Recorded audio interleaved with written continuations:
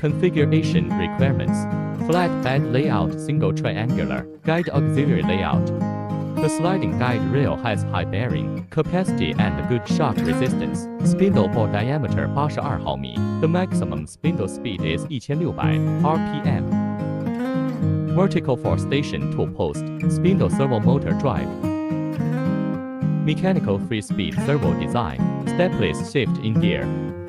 Standard controller is GSK 980T die. Optional controller is Fennec and KND. The wiring in the electric cabinet is reasonable, simple and neat. Measuring machine tool dynamic accuracy with laser interferometer. Composite specimen cutting. Check the accuracy of the machine.